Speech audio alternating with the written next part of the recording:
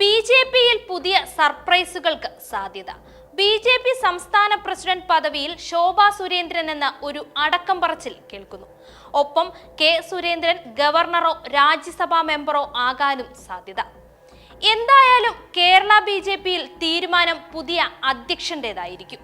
George കുര്യന്റെ അപ്രതീക്ഷിത മന്ത്രിസ്ഥാനം പോലെ ബി.ജെ.പി സംഘടനയിൽ അപ്രതീക്ഷിത നീക്കങ്ങൾ ഉണ്ടാകാനും സാധ്യതയുണ്ട്. ലോക്സഭാ തിരഞ്ഞെടുപ്പിന്റെ വിജയം വരും തിരഞ്ഞെടുപ്പുകളിൽ പ്രയോജനപ്പെടുത്തി കേരളത്തിൽ സജീവമാകാനാണ് ബി.ജെ.പിയുടെ നീക്കം തന്നെ. പാലക്കാട്, ചേലക്കര ഉപതെരഞ്ഞെടുപ്പുകളായിരിക്കും ബി.ജെ.പിയുടെ ഇനിയുള്ള ലക്ഷ്യം. പാലക്കാട് ഉപതെരഞ്ഞെടുപ്പിൽ ശക്തമായ മത്സരമാണ് ബി.ജെ.പി ലക്ഷ്യമിടുന്നതും. ഇത് സംബന്ധിച്ച് അടുത്ത ആഴ്ച ബി.ജെ.പി തെരഞ്ഞെടുപ്പ് കമ്മിറ്റി യോഗം ചേരുന്നുമുണ്ട്. സംഘടനാ തലത്തിലും മാറ്റങ്ങൾക്ക് സാധ്യത ഏറെയാണ്.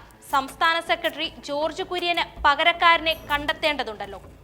ബി.ജെ.പി സംസ്ഥാന അധ്യക്ഷ സ്ഥാനത്ത് കെ സുരേന്ദ്രൻ തുടരുമെന്ന് കണക്കുകൂട്ടലിലാണ് പാർട്ടിയിലെ ഔദ്യോഗിക പക്ഷം. ഒരു എം.പിയെയും 20% വോട്ടും നേടിക്കൊടുത്ത കെ സുരേന്ദ്രന് അധ്യക്ഷ പദവിയിൽ തുടരാൻ പാർട്ടി നേതൃത്വം സമ്മതം മൂളുമെന്നാണ് നേതാക്കളുടെ പ്രതീക്ഷയെങ്കിലും കെ സുരേന്ദ്രന് ഗവർണർ സ്ഥാനമോ രാജ്യസഭാ മെമ്പർ സ്ഥാനമോ നൽകുമെന്നാണ് രഹസ്യമായി പറഞ്ഞു കേൾക്കുന്നത്.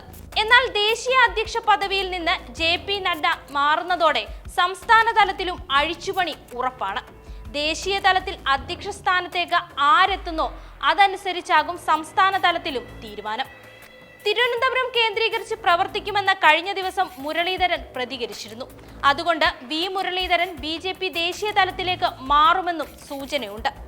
നിയമസഭാ തെരഞ്ഞെടുപ്പിൽ കഴക്കൂട്ടത്തു നിന്നും മത്സരിക്കാനും മുരളീധരന് താല്പര്യമുണ്ട്.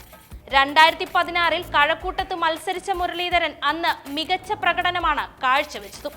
കേരളത്തിൽ നേതൃമാറ്റമുണ്ടായാൽ അധ്യക്ഷ സ്ഥാനത്തേക്ക് ശോഭാ സുരേന്ദ്രനെയോ എം.ടി. രമേശിനെയോ പരിഗണിച്ചേക്കുമെന്നും ഒരു വിഭാഗം അഭിപ്രായപ്പെടുന്നുണ്ട്.